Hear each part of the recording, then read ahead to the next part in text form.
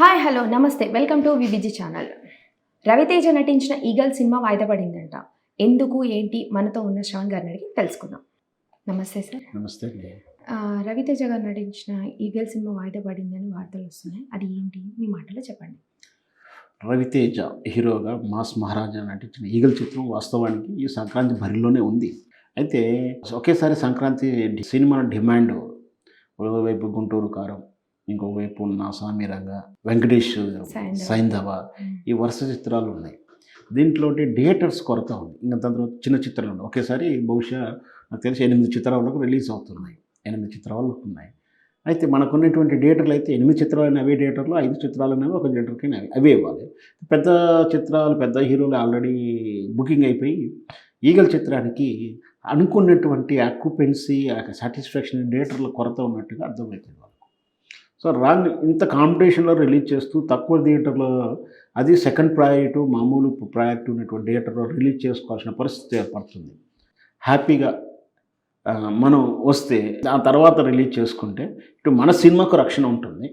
పైగా ఈ మన ఫ్రెండ్లీవుడ్ అనేటువంటి జనరల్గా మనకు టాలీవుడ్లో ఏముంటుందంటే స్నేహబంధం, వ్యక్తిగత స్నేహబంధాలు ఎక్కువ ఉంటాయి. ఎందుకంటే హీరోలు వాళ్ళే, ప్రొడ్యూసర్స్ వాళ్ళే, ఎగ్జిబిటర్స్ వాళ్ళే.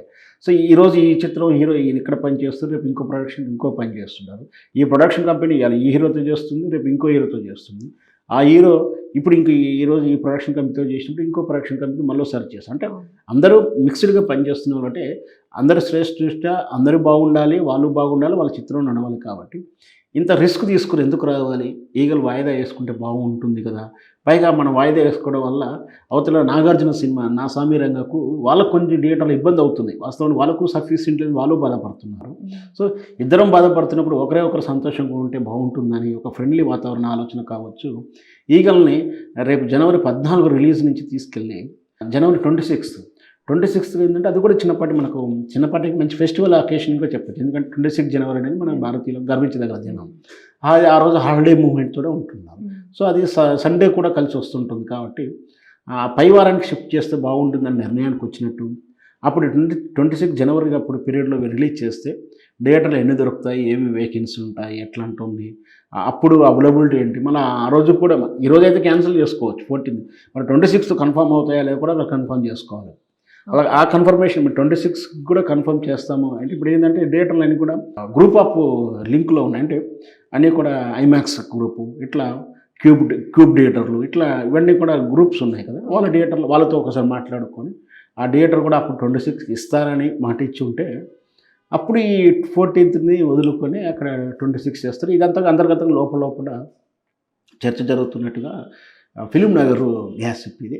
సో ఏదైతే అంతర్గతంలో తెలిసిన సమాచారం అయితే ఎక్కువ శాతం ఈగల్ చిత్రం వాయిదా పడే అవకాశాలు ఎక్కువ ఉన్నాయి. అది చేంజ్ అవుతుంది. సంక్రాంతి చిత్రం కూడా చెప్పొచ్చు. ఎందుకంటే సంక్రాంతి ముందుగానే, సంక్రాంతి తర్వాత, సంక్రాంతి బరిలో ఉన్నట్టుగా మనం చెప్పొచ్చు. మొత్తం మీద ప్రతి సంవత్సరం జనవరిలో ఏ విధంగా అయితే మనకు సినిమా పండుగ, సంక్రాంతి పండుగ, సినిమా పండుగ అలాగే ఉంటుంది.